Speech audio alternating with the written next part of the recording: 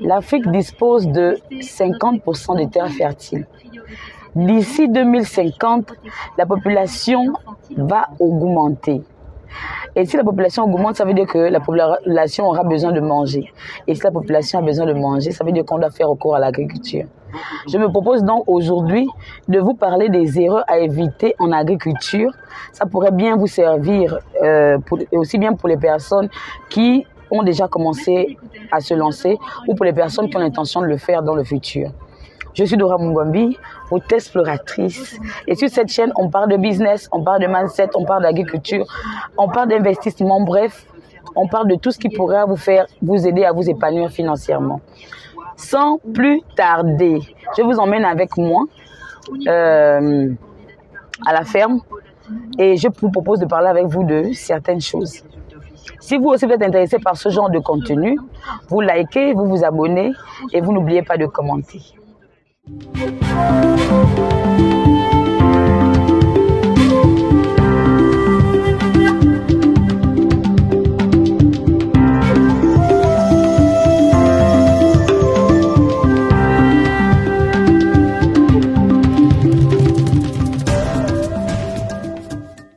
Alors, la première erreur qu'il faut éviter de faire en agriculture, la toute première erreur qu'il faut éviter de faire en agriculture, c'est de se lancer sans au préalable avoir une formation. Parce que malheureusement, lorsqu'on se lance sans au préalable avoir une formation, on court le risque de tout perdre. Donc, là, par exemple, nous sommes dans un point vert où on est venu acheter certaines choses et tout le tralala par rapport aux animaux. Donc, si tu ne connais pas, tu ne sauras pas quels sont les vaccins à prendre, quels sont les engrais à utiliser, quels sont. On ne le saura jamais. Donc, il faudrait impérativement être formé pour espérer se lancer en agriculture. Même si les gens pensent que l'agriculture, c'est un métier pour les personnes qui ne sont pas intelligentes ou qui ne sont pas malignes ou qui, je ne sais pas. Mais il est vraiment important de se former. Parce que beaucoup de personnes échouent dans leur business parce qu'ils ne se forment pas. Et c'est 66% de personnes qui échouent ou bien qui ferment à cause du manque de formation. Donc, on a souvent l'impression que se former, c'est pour les nuls, mais non. C'est pour les personnes qui savent ce qu'elles veulent. Lorsque tu veux réussir dans une activité, tu es obligé de te former. Voilà. Ensuite, la deuxième erreur qu'il faut éviter de faire en agriculture, c'est de confier son argent à quelqu'un. Confier son argent à quelqu'un qui n'est pas de confiance.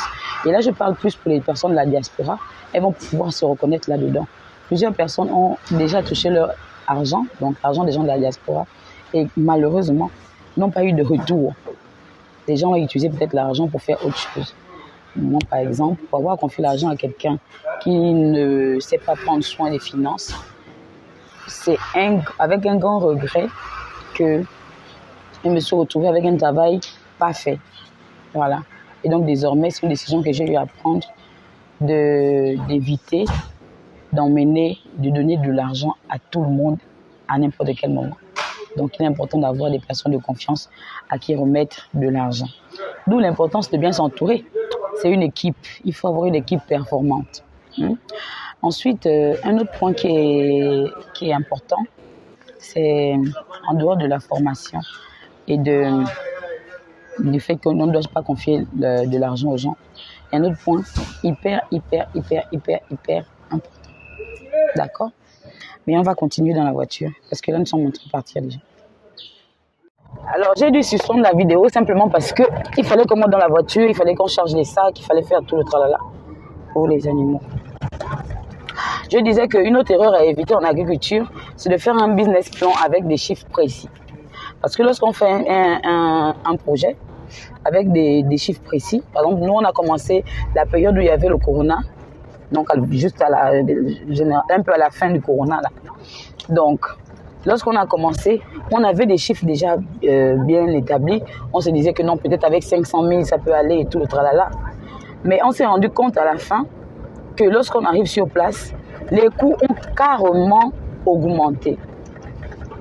Et donc, un sac de ciment qui pouvait aller à 6 500, sachant que c'était la période de crise, pouvait aller à 8 500. Ce qu'il faut faire un peu le calcul de tout le monde. Donc malheureusement, ça fait partir des difficultés qu'il y a lorsqu'on se lance en agriculture ou bien dans d'autres paramètres. Mais il faut toujours faire attention à ça. Toujours dépasser légèrement le budget pour éviter de se retrouver devant. Et sans oublier le fait que dans les prévisions, là, lorsqu'on a établi le budget, on avait des délais aussi également déjà établis. Sauf qu'on se retrouvait dans des situations parfois où il y avait le bourbier, faire passer le matériel et tout ça. Et donc, malheureusement, vers la fin, on se retrouvait avec des délais non respectés, et avec une marchandise qui n'est pas arrivée sur place, avec des poules qui n'ont pas pu rentrer, avec vraiment on a eu beaucoup de paramètres en route. Donc il est important de laisser beaucoup de temps, assez de temps, et de ne pas avoir des coûts fixes. Voilà.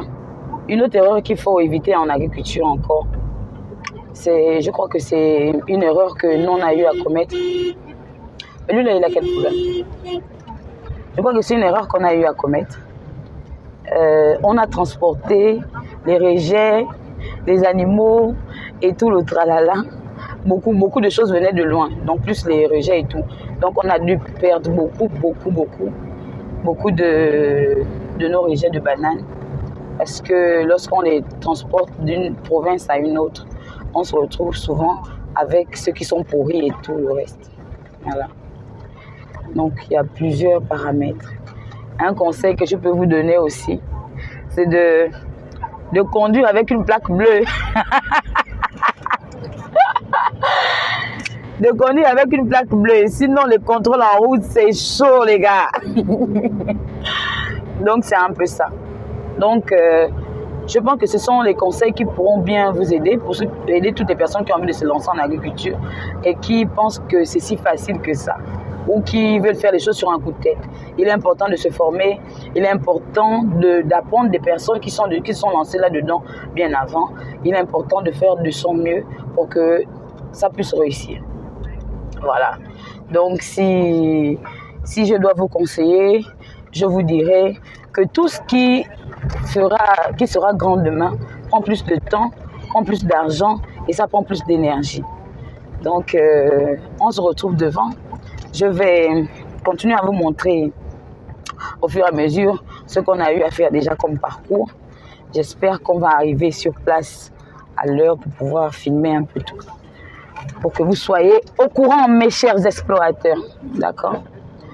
Donc, on se dit à tout à l'heure. Ça va bien se passer.